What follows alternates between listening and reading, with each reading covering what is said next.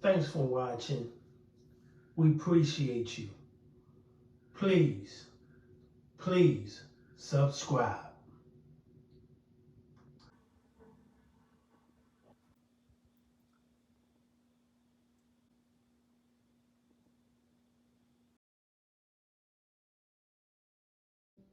No parent should have to think that's the best they can do for their child. There is a way out. You're stronger than you think you are. So often they know the person that needs something. Everybody can do something. Coming up with a view of it right there. When we're walking in, we look around, we take everything in. There was a gunshot trauma that happened. It stops you. Well, it's certainly not something that you do every day. Thank you so much for everything that you've done for us. I know that God saved my voice for me to deliver this message. Good evening, everyone. I'm Wendy Bryan. And I'm Lisa Campos. Thank you so much for joining us for our special broadcast, Taking Action Against Domestic Violence. Tonight we are celebrating Everyday Heroes. Over the last 9 years, we've had the honor of telling survivor stories and seeing so many people get involved in this important issue because they care. You have really shown us that each of us can do something to make a difference, that no matter how small it may seem, it has a lasting ripple effect. So this is your special as much as it is ours. And right now we're streaming live on our Facebook page, the homepage of our website, as well as right here on air. And joining us with this message across our media platforms are colleagues Jamison Euler and Dia Riley. Lizette, tonight we're proud to reveal the recipient of our Taking Action Against Domestic Violence Officer of the Year Award. And I had the privilege of getting to know him. This award is our way of acknowledging the risk police and deputies take each time they respond to a DV call. It also gives survivors a chance to say thank you to these extraordinary people who become their heroes. Tonight, I'll show you how one local officer made a positive impact almost a decade after a DV case he never forgot. And when police and deputies respond to DV calls, right there with them are first responders. I got a chance to ride along with EMTs and got to see firsthand how they use their special training to always be on the lookout for hidden signs of abuse. And all throughout this next hour, we'll be showing you this, the statewide domestic violence hotline.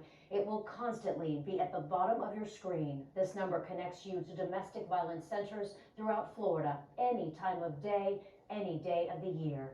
And callers can remain anonymous. That number, 1-800-500-1119.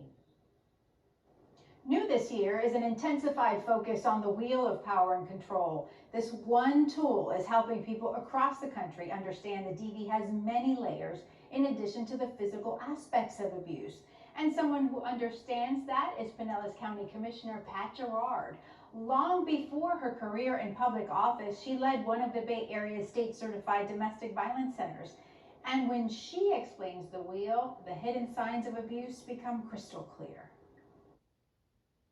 It's a wheel being used in all 50 states since the 1980s, the wheel of power and control.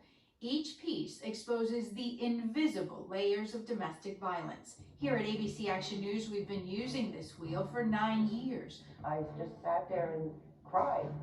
Weaving it into the fabric of our Taking Action Against Domestic Violence campaign. I would have rather him punch me in the face than to have said the things to me that he said. It's produced years of emails, notes, and phone calls. Maybe you're not such a victim after all. All telling the story of viewers who didn't believe they were victims until they saw the wheel. It was my daughter that made me leave. Pinellas County Commissioner Pat Gerard knows it well. Her seat on the dais preceded by years of domestic violence cases dating back to 1984.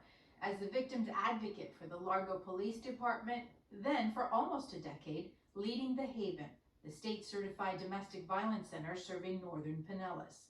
People have a lot of sympathy for a family whose house burns down, you know, but it's the same thing when a survivor leaves that situation. She starts with nothing. With a career in human services spanning 38 years, Pat has perspective, one that makes the invisible visible to her. And I've seen survivors from all walks of life, and you can't tell any more than you can tell by looking at the abuser, whether he's an abuser or not. And she should know the city of Largo's first female mayor was first a victim of domestic violence. Wow.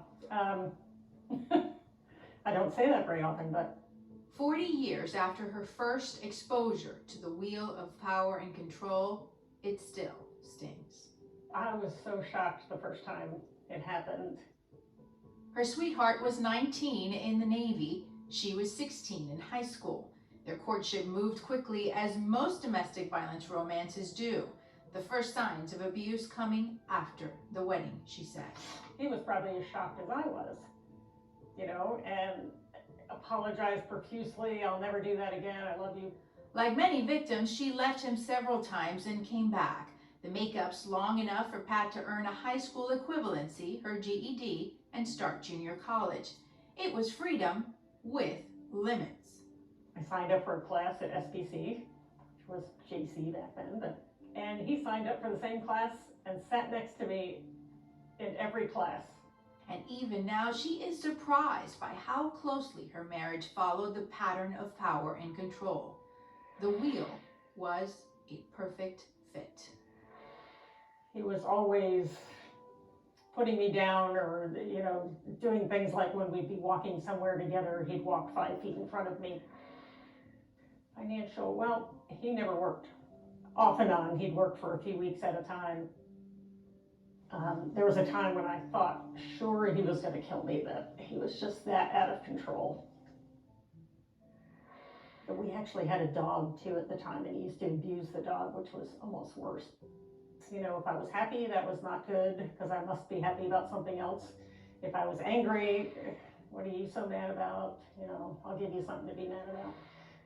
My ex used to drop me off at work in the morning and pick me up in the afternoon. I didn't see my family all that much, and I didn't have any friends. He finally agreed to go to a marriage counselor, and the counselor said, you know, so what do you not like about the other person? And my things were, well, he never says anything nice to me. He's always, you know, insulting me, and he hits me, and my ex-husband said, she doesn't shave the back of her legs. That's exactly what the counselor did. He went, oh my God, you are totally out of it. For 10 years, their life together filled every slice of the wheel, save one, motherhood. At age 26, she started over, divorced without hope of ever being a mom. But Pat would find her happily ever after with husband Eric, married 32 years now, and their daughter Sarah. The Pat of today is a survivor, wife, mother, leader, county commissioner, the chief grants officer for a local nonprofit. But on this day, she wants to be just one thing, a messenger. Just know that millions of people have gone through the same thing, and your life can be totally different than it is right now. I think my main message is you're stronger than you think you are. You have what it takes. You just need to have some faith in yourself. And on behalf of the entire team here at ABC Action News, we want to publicly thank Commissioner Gerard for courageously sharing her story, her full story.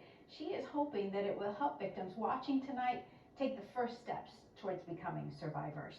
We've placed that interactive version of the Wheel of Power and Control on our website. The wheel is also on our social media platforms. It's there to help you, so please consider sharing it. You may not need it now, but someday you or someone you care about may. From start to finish, during tonight's broadcast, we're giving you a closer look at each of the 8 sections in the Wheel of Power and Control. Wendy? Well, I've worked on this campaign for 9 years now, and just when I thought I had seen it all, my own little dog helped me see something new. For the very first time, I did my story with some help from Little Angel Cake. She makes it easy to understand why domestic violence experts believe heroes making a positive difference in the lives of victims are not always human. Hello! I met Julie Scott for the first time in a local dog park as we shared our love for our four-legged family members. Her 85-pound Labradoodle, George. Well, they look like they're almost related, right? It's like the same color. And my 6-pound Morkie, named Angel Cake. They became fast friends. Can you say hi to George? Can you give him a kiss? George is no ordinary dog. He's a therapy dog, a nationally recognized one, named Distinguished Therapy Dog in 2017 by the American Kennel Club, because George has made more than 400 therapy dog visits to date, a passion that started with his human. While I was attorney and practicing full-time in Judge Tepper's court with children and families that were affected by violence every day, I used to sit in court and think, oh, how great it would be if I could just have my dog in here, and how much comfort he would bring, not only to me, because it was a lot of comfort for me, but to everybody else that was there. This bold idea captured her imagination early in her career and never let go. Julie brought it to life when she semi-retired. Something I'd always dreamed about doing was to be able to have a dog that I could do therapy work with. One specially trained to comfort domestic violence victims in the courtroom. At the Robert Sumner Judicial Center, the former police officer and Orlando detective joined forces with Judge Lynn Tepper. They started the program in 2011, Dade City Dogs in Court. She had an idea. She was brave enough to bring it to you, and you said yes. Yes, and it's been wonderful. It's a highly charged environment. It helps in many ways. The four-legged heroes help victims feel safe enough to share from their heart. Experts say kids are often too scared to speak. Remembering, testifying in open court becomes possible with a therapy dog in touching distance. Young victims begin to share, visibly comforted by the unconditional love the animal provides. I'm Tracy, this is Cash. Hi, I'm Debbie, and this is Cashew. I'm Will, and this is Benjamin. I'm Debbie, and this is Sadie. I'm Helen, and this is Pooter. I'm Julie, this is George. And I'm Ellen, and this is Little Bit. I'm Marianne, and this is Dumpy. 6 years into the program, George has super friends. Little Bit is the smallest, less than 10 pounds. The therapy dogs and their handlers volunteer in Judge Tepper's courtroom every Wednesday. They work pro bono. There you go. Well, if you don't count the cookies, hero food from the judge's assistant, Connie Ashmore. As soon as a child or even an adult demonstrates some stress or some anxiety, if you take the dog over to them, they're pretty receptive to that, and it immediately causes them to disengage kind of from the difficulties that are going on in the courtroom and focus in on the dog. And you can see it just start to calm down. They sense stress, they sense sadness. They know so often, they know the person that needs something, that they need some comfort, they just need that touch. These 13 super dogs aren't just relying on their good looks to get the job done. They get a year of instruction from a therapy dog trainer before setting one paw in court. Cashew and Rascal's mom, Debbie Mims, created that protocol, drawing on her experience on the Tampa police force. In this lineup, there's no top dog. Each one, from the biggest to the smallest, has equal weight in court. So when people start to pet a dog, it's amazing to see, they truly start to calm down. Their blood pressure goes down, there's research, but they start to talk. It's terrifying for a child to get up on the witness stand and have to talk, even if their parent isn't there, to talk about what's happened. I mean, the most intimate details of your life. Sitting with us in her chamber after a long day, Judge Tepper recalls one particular case, a young boy who testified against his own cousin, that little boy struggling to find words, until the therapy dog sat beside him. What a difference it made for for that child to have that dog right there, being able to pet the dog throughout the testimony. And it was very tough testimony. This was a very young child. He was under 8 years of age and had to relive all of that. Slowly, the words, the truth, came out. A scene repeated for 6 years, every Wednesday, with the help from four-legged heroes. Good job today. Good work, Georgie.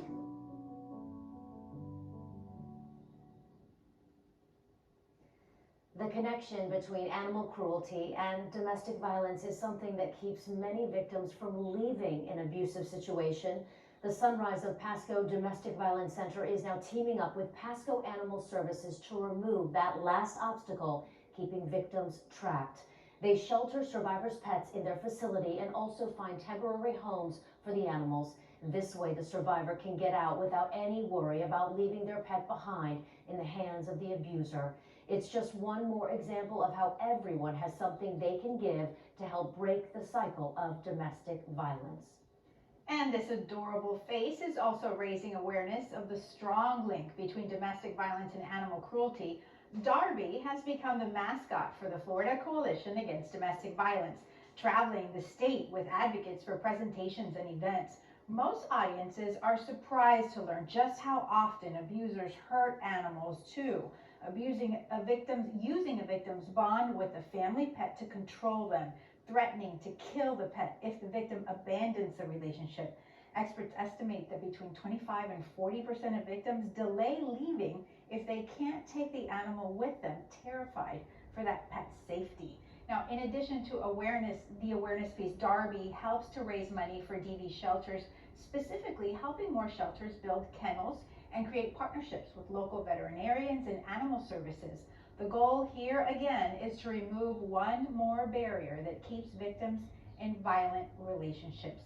And advocates tell us that this gorgeous little dog is helping them in a way that no human advocate could. That's right. Darby is a four-legged hero, just like George, and you'll see even more proof of the power of giving throughout the next hour. Still ahead, a familiar face to so many of you. We've spent the last 5 years watching Melissa Dohm heal from one of the worst cases of domestic violence the Bay Area has ever seen. They saw from the x-ray a puncture wound in my voice box. So they did not know, am I ever going to speak again? And is my voice ever going to be there? They actually did not have hope. And just when you thought you knew her entire story, Melissa will surprise you.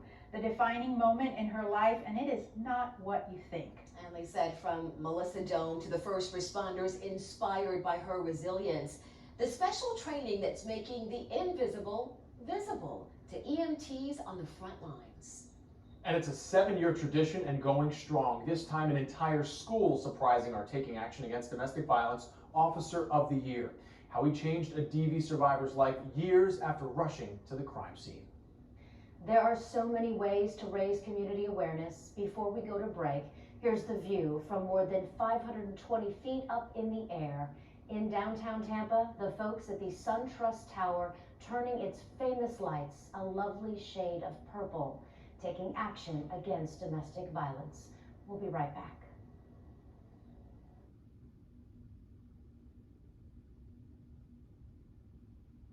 The Wheel of Power and Control was developed by scientists in Duluth, Minnesota some 40 years ago.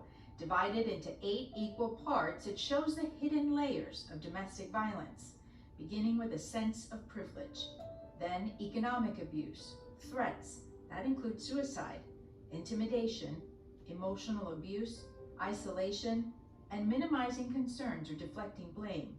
And in cases with children, custody is commonly used as a weapon. To see more of the Wheel of Power and Control, visit abcactionnews.com/DV. Hello, I'm Sept Fernandez, and I'm proud to say I'm an Allstate insurance agent.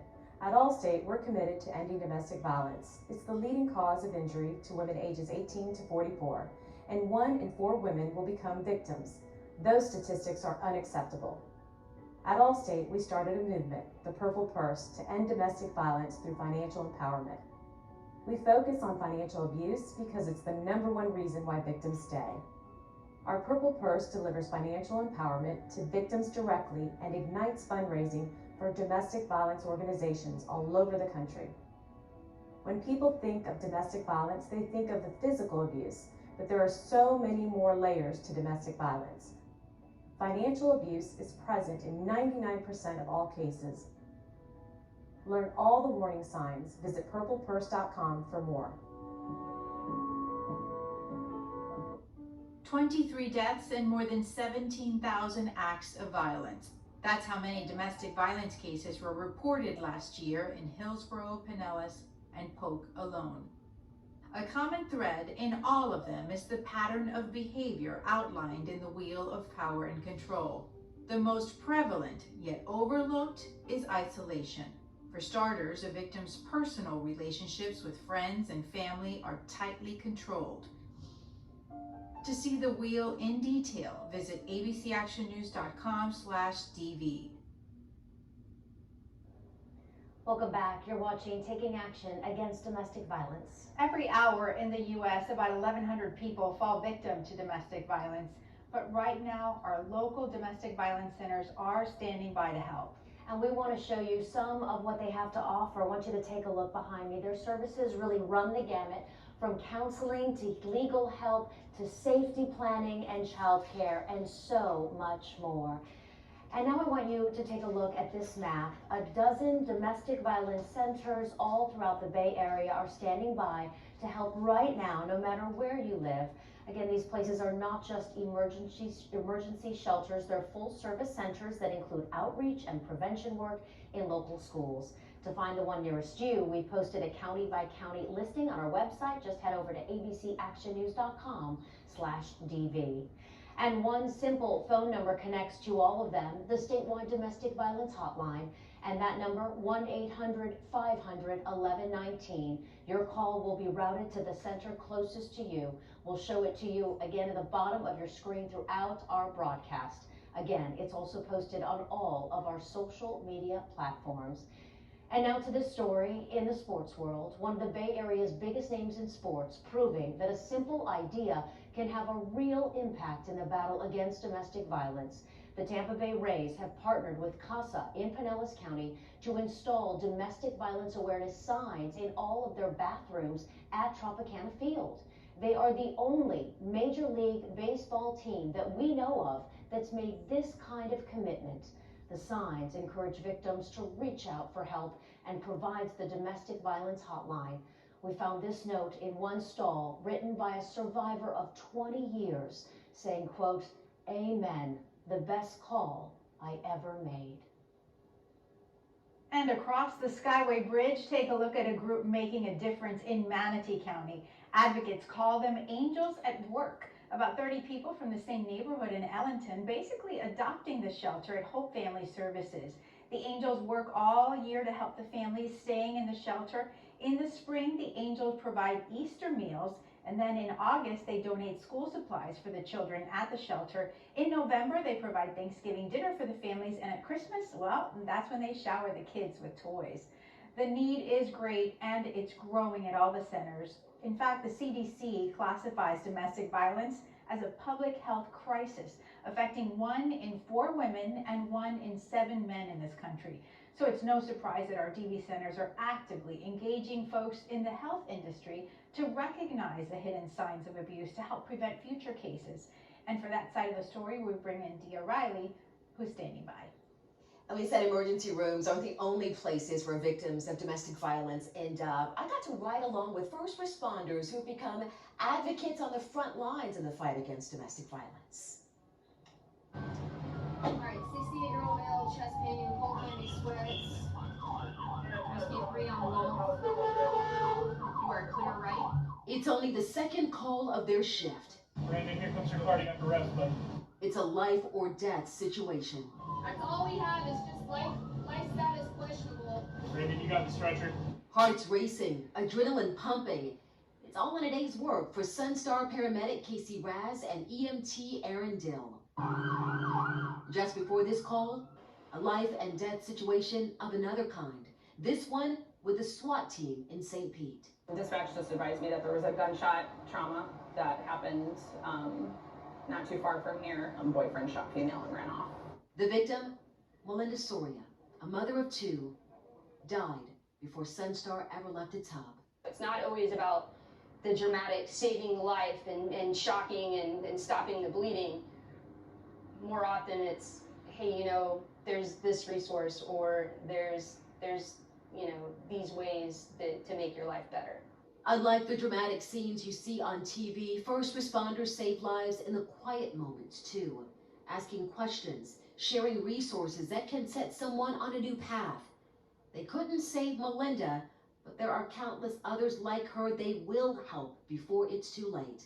All thanks to a unique 4-year partnership with CASA, the state-certified domestic violence center serving St. Pete and Southern Pinellas. We used to sponsor Susan G. Komen, and we found that our employees didn't really relate to breast cancer as much because we didn't really treat breast cancer here at Sunstar. First responders were searching for a new charity to inspire and mobilize their crews.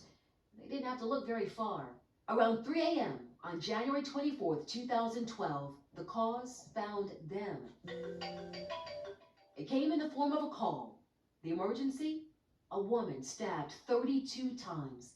The culprit? Her high school sweetheart. They really helped her and kept her alive during that time. According to Melissa, she felt that without them, she was fading away. This might be some things you can look for to recognize. The victim? Melissa Dome, now the Bay Area's most vocal domestic violence survivor turned advocate. This whole partnership came about because of our relationship with Melissa Dome. Paramedics did more than help save her the morning of the attack. They followed her recovery for months and then years. Born out of tragedy, this partnership now saving lives. First responders are the key to whether somebody is going to be able to walk away from that situation or find themselves lost and going back into it. When you call an ambulance to the house, now we're getting to a place where you cannot ignore the fact that this is a violent situation and you need help. Sunstar's crews are trained to recognize signs of abuse, silent ones they might have missed before the training with DV advocates. You read body language, you start to learn on how to pay attention to the minor details, and you can kind of read people and their body language and kind of see what they're saying, even just little gestures they can do with their face or their eyes. You're taught to really take in the whole environment. We're lucky that we can actually see everything around us, unlike the hospital or the doctors and the nurses. When the patient gets to them, all they see is them, the injuries. I can see, the drugs sitting on the table, or the disarray that the house is in, or the behavior of the family that's in that home, as opposed to somebody in the hospital that doesn't get to see the whole picture. And they're also trained to be patient. Most people think, you have to leave right now, and it could be a life or death situation if they don't leave that day. But I couldn't imagine picking up my whole life and just leaving that day. A lot of times they're not ready for that, and I don't blame them. So being able to leave resources with them, or a discreet message to let them know, hey, there's help when you're ready, when you can line things up, hopefully they make it to that day. That's why it's important to train first responders like the Sunstar paramedics, because when they come there, this may be their third or fourth time coming there. Somebody who's not trained is going to be frustrated, they're going to be angry, and they're going to be professional, but there's going to be a little edge to them. When that person's been trained and they know it could be up to 6 or 7 times before this person leaves, they're going to come with the same amount of compassion they had the first time out. And that first of its kind training is changing the way they respond to every single call. Abuse comes in all sizes, shapes, colors, rich, poor. There's no socioeconomic, there's no line that's there. It can be from one end of the spectrum to the next. Tell somebody. Silence is the friendship of domestic violence. Sunstar and CASA have seen it all over the years and want to speak from the heart to victims watching right now. There is nothing in that house other than you and your children that can't be replaced. They don't have to live that way. They don't deserve to live that way. That there's help out there. That there's ways to change their life, and that they can be happy. I wish it wasn't so hard for them to make that first step. It's probably scary. Sunstar 333 respond to. And with that, they're off on another mission to help before it's too late. And that's really how it is inside the ambulance. If you need proof of why this training is so impactful, just last year, in just the city of St. Pete, which is Sunstar's main service area, there were more than 2,500 reported cases of domestic violence. With more companies learning about this issue and partnering with local DV centers, we can all make a difference. Another group that really understands that are the Doctors of Tomorrow at the University of South Florida. They are part of the Morsani College of Medicine. The name of the student group is USF Esteem. They volunteer their time with the Spring of Tampa Bay to raise awareness of domestic violence within the college community. And they also talk to fellow medical students about how best to serve patients affected by domestic violence. Now to Jameson Euler introducing us to another hero making an impact. Jameson? Dia, every year we honor a deserving member of law enforcement with our Taking Action Against Domestic Violence Officer of the Year Award, an honor given to an officer who goes above and beyond to help in the fight against domestic violence. This year, for the first time, the award goes to a deputy from Pinellas County who never gave up protecting a domestic violence victim and her son, who he met more than 7 years ago. But before we introduce this story, some images in it are very raw and real, and we've decided not to filter them. For the past 5 years, Pinellas County Deputy James Walker has been a school resource officer. There's two of us here at Dunedin High. A place we met Deputy Walker earlier this month as students filled the auditorium to hear about the dangers of teen dating violence. As Walker sat in the audience, he had no idea why we called him to the front of the room. This year we are going to give it to you, Deputy James Walker, our 2017 Officer of the Year Award. Thank you so much for everything that you've done for us. You've done for Jessica. How Deputy Walker got to this moment. Where is everybody? You have to rewind 7 years to May of 2010. Whatever, bud. Deputy James Walker was on street patrol. Here, I think I'm screaming. A call came across his radio. It was an assault in the parking lot of a Tarpon Springs 7-Eleven. It was bloody. Visually, it was very, very bloody. As Deputy Walker pulled in, he was not ready for what he was about to see. An SUV. There was blood inside the car. There was blood outside the car. There was a trail of blood going inside the 7-Eleven there. He followed the blood trail inside. Beaten and unrecognizable was a woman on the floor, Jessica Mullins. Her teeth knocked out, her jaw and nose broken, both eyes swollen shut, her right eye detached and falling out of the socket. I've seen stabbings, I've seen whatever, and hers were some of the most gruesome injuries that I've seen. These crime scene photos show what Walker found when he ran back outside. A bloody infant car seat and a good Samaritan holding Jessica's 18-month-old son Aiden, covered in his mother's blood. I was carrying like wet wipes basically with me. We started to clean him up. The attacker, identified from this surveillance video as Thomas Kovac, Jessica's ex and Aiden's father. As the beating starts outside, you can see customers start to turn toward the commotion. Jessica's car alarm going off. And as her beating continues, a witness steps in to try to stop Kovac, who is ordered by the court to stay away from Jessica. But on this day, a piece of paper would not stop his attempt to murder the woman who left him 1 month earlier. I remember being choked. I remember losing consciousness. This surveillance video from inside the 7-Eleven obscures some of the worst things Jessica doesn't remember that day. But the crime scene photos are brutally clear. Kovac ambushing her from behind in the parking lot and beating her with merciless and repeated punches and kicks. Jessica placed her limp body over little Aiden in his car seat to protect him.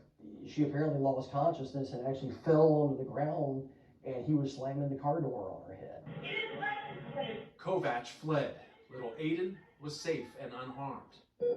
But Jessica Mullins would not be so lucky. She was fighting for her life after being airlifted to the hospital.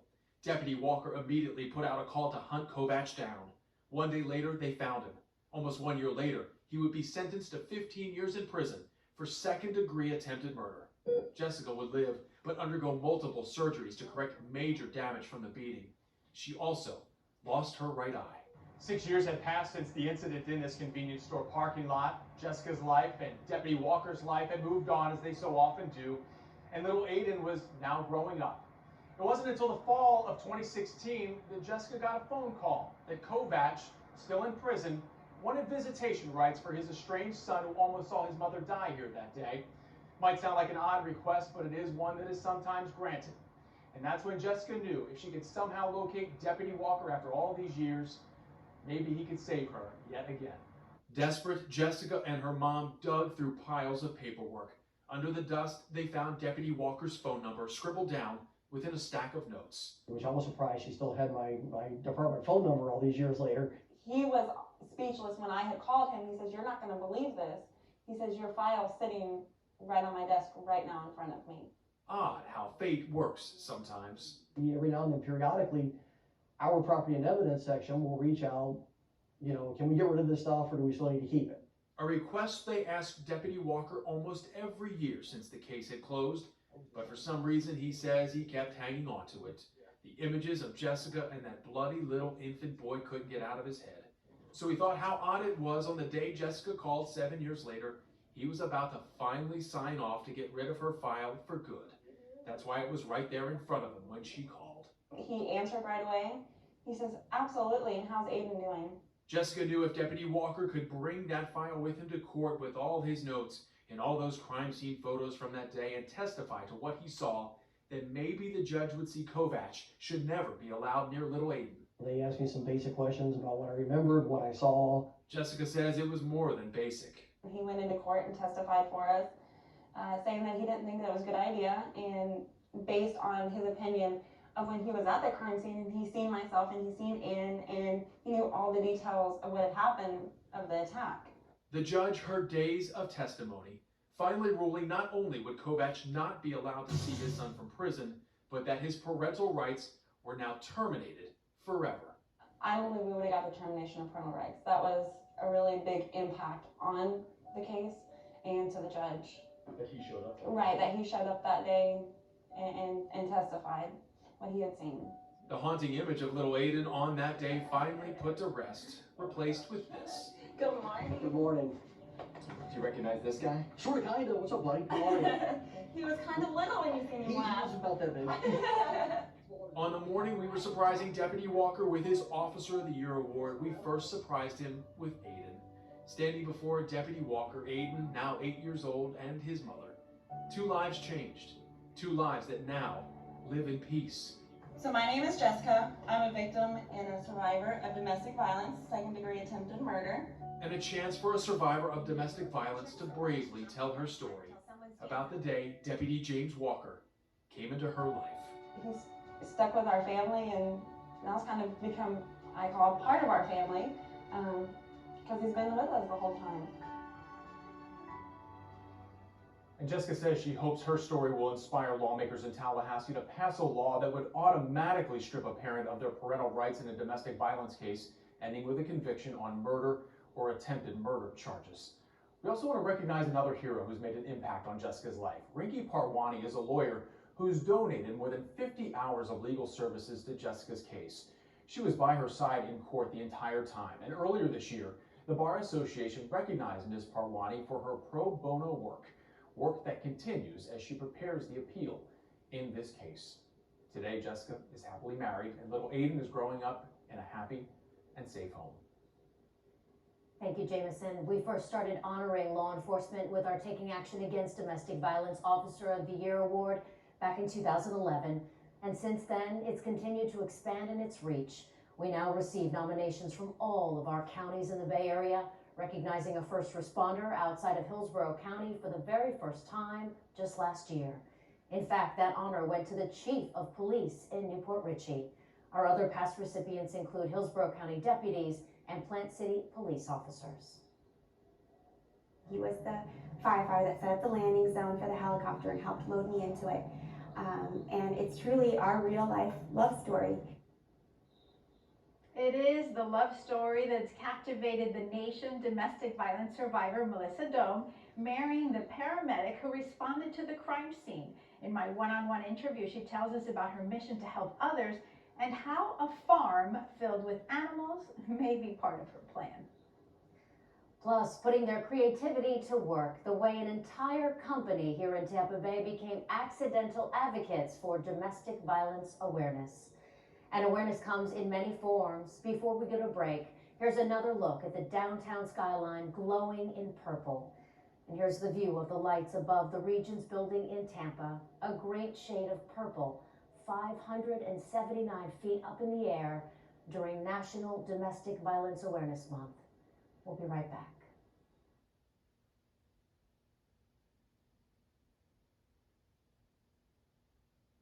$3,600 cases of domestic violence were reported in Pasco last year.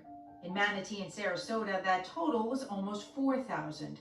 A closer look at the wheel of power and control reveals what kept many of those victims trapped: financial dependence imposed by the abuser, threats against family or friends, even threats of suicide, and in a growing number of cases, intimidation included abuse of the family pet. To see the wheel in detail, visit abcactionnews.com/DV. I'm Glenn Brogman, Verizon's Director of Retail Sales for North Florida, including Tampa Bay. We're a proud sponsor of the Taking Action Against Domestic Violence Awareness campaign. Domestic violence is a national problem that impacts our communities, neighbors, co-workers, friends, and family members, including right here in Tampa Bay. In the United States, 1 in every 4 women and 1 in every 7 men have experienced severe physical violence from an intimate partner, and each year, more than 15 million children witness violence in homes. Dealing with the consequences of domestic violence in our society is an enormous challenge. We believe Verizon's network and technologies and our people can be part of the solution. We focus on funding organizations that support victims and survivors of domestic violence and those that strive to prevent it. For more information on how we give back, please visit our website. Together, we can make a difference. More than 28,000 cases of domestic violence were reported in the Bay Area last year. The wheel of power and control reveals the common threads in all of them. Of the 8 sections, investigators say this one is most misunderstood. Experts say the minimizing, denying, and blaming is what creates the shift of power in any DV relationship. Experts say the repeated exposure creates self-doubt in victims and keeps them from reporting the abusive situation to anyone in authority in the first place. To see the full wheel, visit abcactionnews.com/DV. Welcome back. You're watching Taking Action Against Domestic Violence, coming to you for our 9th year in a row. Once again, we want to remind you the statewide domestic violence hotline can be seen along the bottom of your screen. Experts are standing by 24/7 to speak with anyone who may need help, male or female, young or old. That number, 1-800-500-1119. Experts say domestic violence awareness in schools is so important, especially among teenagers and young adults when they're starting their very first serious dating relationship. That's because a child growing up in an abusive home has a very different view of what's normal or healthy. In Florida, public schools are required by law to address the issue of dating violence. All of our state-certified domestic violence centers have programs that can be shared in schools and colleges. To learn more about the prevention and early intervention programs in your community, visit abcactionnews.com/DV and click on your local domestic violence center. We've got a county-by-county listing on that page. And one thing that's really inspired us, seeing teenagers get even more involved in domestic violence awareness. I want you to take a look at these Lecanto High School students. They formed a club called Colors for Casa, raising more than $10,000 in the last 4 years for CASA in Citrus County. 150 runners turned out to their 2K and 5K races just this summer. As you can see in the t-shirts they sold, they're bold in their approach. The t-shirts say, quote, "It's a violation of the bro code to hit your girlfriend. That is never okay, ever." Lisette? And our next hero was left in the dirt to die by her high school sweetheart. She says what her ex-boyfriend didn't realize is that she was a seed about to bloom. Giving up was not an option for this young woman who doctors have called a walking miracle. It's the love story that captured the nation's attention. Melissa Dome, the survivor of one of the Bay Area's most horrific domestic violence cases, falling in love with the first responder who helped save her life. Their love story captivating millions more on their wedding day, 5 years, 1 month, 8 days after the first encounter. Interviews in Japan, Germany, the UK, Australia, down in South America. This year featured in People magazine. Their country wedding in March made possible by the dressmaker, wedding planner, photographer, cake maker, and more, donating time or services. And among the guests, first responders from the worst day of her life, therefore the best day. I mean, I have shared my story across the world of our marriage, but the reason I do it is because it's not about the marriage and the love and the wedding. It's about domestic violence awareness and prevention. While I have your attention with this unbelievable love story, I'm going to educate you about the warning signs and the dangers of domestic violence. Melissa is now a college graduate with a business degree. She's a public speaker and a full-time advocate with the nonprofit Hands Across the Bay. Her boss, the mentor who helped heal her heart. It never gets easy to hear that story. I know the story, I've heard it a million times, but it never gets easier to hear it. Definitely, I know God saved me. And the reason I know this is I felt it. She means it literally. And this is the part of Melissa's story that you don't know. She describes the first of 3 miracles happening on January 24th, 2012, the night her high school sweetheart stabbed her 32 times outside her house. As he walked away with that knife in his hand, I knew that he was going to run me over. I felt that that's how he was going to finish the situation and kill me. Was I was laying in the road, I had no more strength and no more blood to get up and run away. I was pretty much dying at that moment. And I told God, I said, he's going to run me over. Lord, you have to get me out of this road. And at that moment, I was able to stand up and I felt myself walking. Walking with a broken skull, facial nerve severed, and massive hemorrhaging requiring 12 units of blood transfusions at the hospital. And I know 100% that it was angels that were carrying me. There was no way I could have walked. I remember feeling like, how is this happening? I was kind of just being drifted right along, and I landed in the dirt out of the road, and at that moment I could not move a muscle. In this picture, the blood print marks the spot across the street where she collapsed, behind her neighbor's concrete post. I could not move, and his truck just drove away quietly and wasn't able to run me over clearly. And I know that with God giving me that angel to get me out of the road, that was the first sign that he was there with me. Deeply personal, these are intense spiritual moments that Melissa has shared with me only in private until now, opening up about the miracles, she says, that changed her life. I could not move, I could not scream, and nobody was around. The only thing I had the strength to do was to pray. And I first prayed over and over for God to save my life. Please just, I cannot die out here. I was taking my last breath.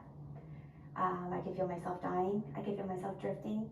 And in that moment, I said, Lord, if this is your will, please forgive me for my sins and take me to heaven.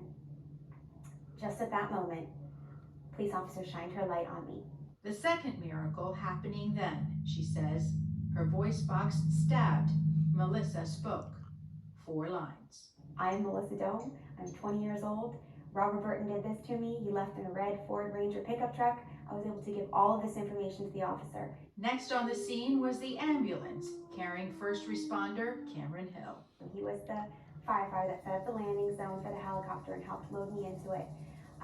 And it's truly our real life love story. 9 months after the rescue, Melissa met her first responder at this charity event for the Haven Domestic Violence Center. Organizers surprised her with the chance to thank her first responders in person. She did, followed by visits to their fire station with more thank yous again and again and again. A fairy tale love story, yes, but not the miracle she speaks of. I was resuscitated for 3 hours straight.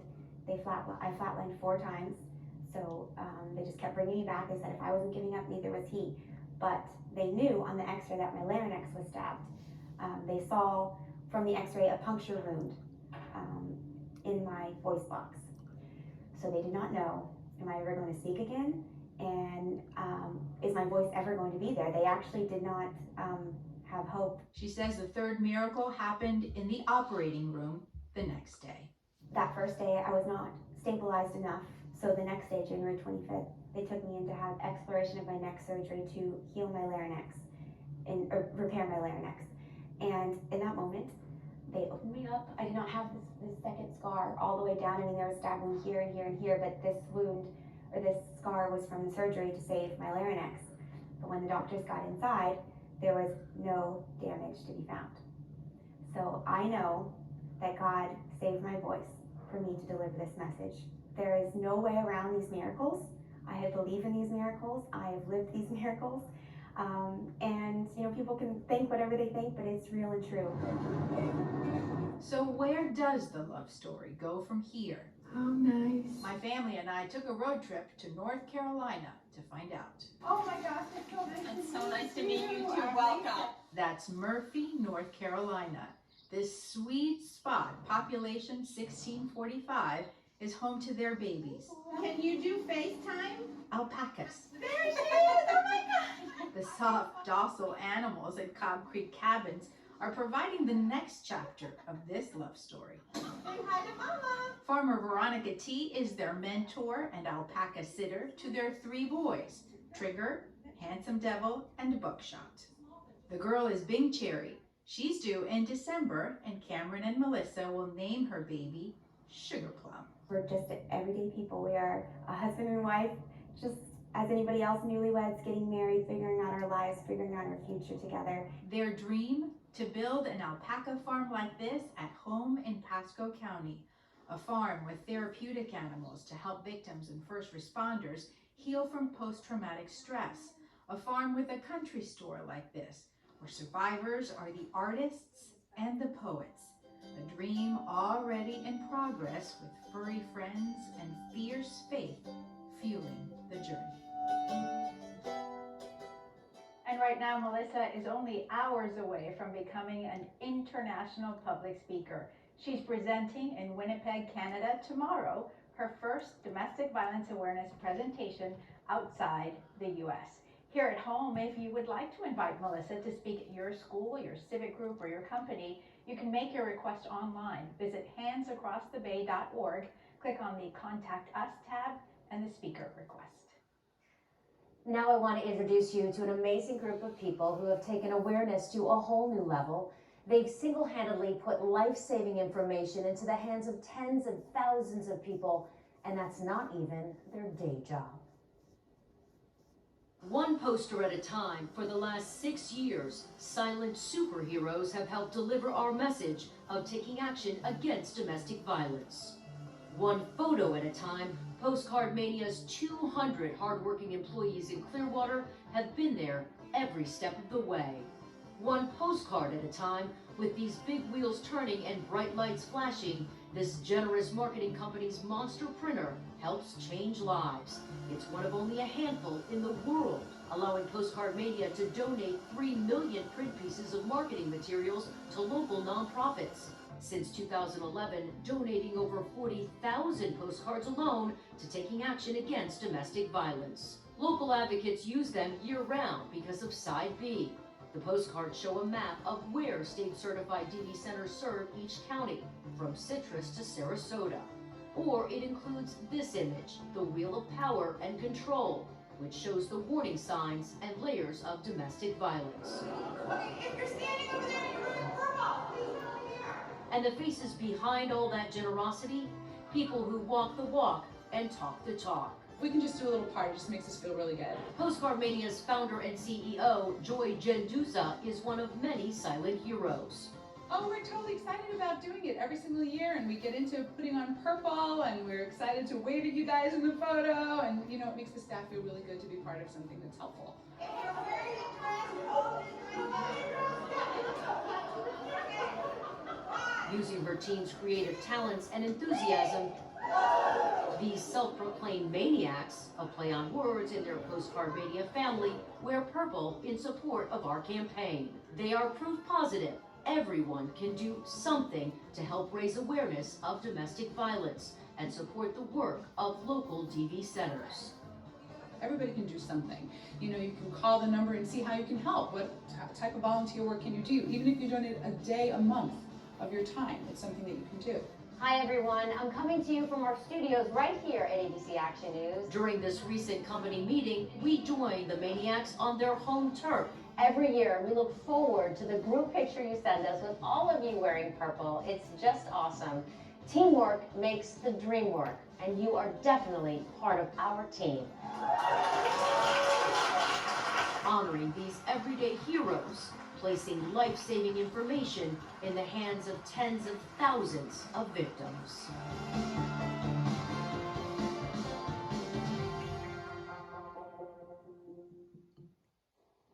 And we speak for the entire company when we tell you that it is an honor over the last 9 years to shine a light on domestic violence and to see the transformational work that all the local advocates do.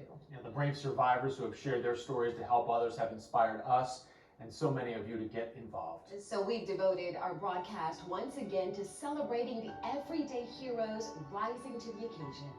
And to all of you who help make our community better, you inspire us. So thank you so much for all you do. Good night, everybody.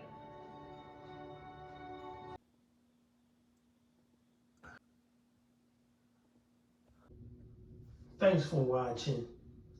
We appreciate you. Please subscribe.